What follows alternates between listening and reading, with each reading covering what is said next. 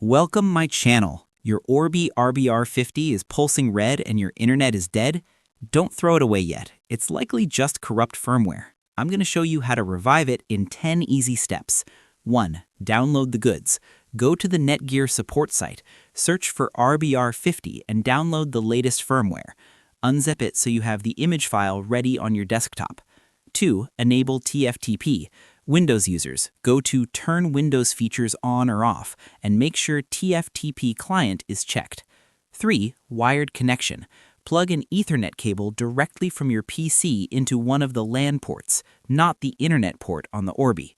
4. Static IP. You need to talk to the router manually. Set your PC's Ethernet IP address to 192.168.1.10 and the subnet mask to 255.255.255.0. 5. The paperclip trick. Power off your Orbi. Use a paperclip to hold the reset button. 6. Power up. While still holding reset, turn the power on. Keep holding that button until the power LED starts blinking amber. 7. Open Command Prompt on your PC. Open CMD. Type CMD in the Start menu. 8. The magic command.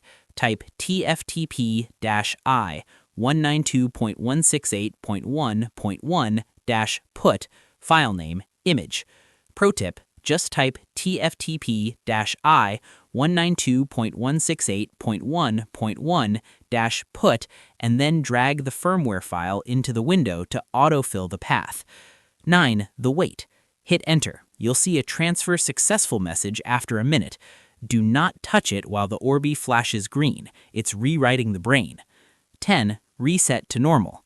Once the light turns solid white or blue, set your PC's IP settings back to obtain automatically.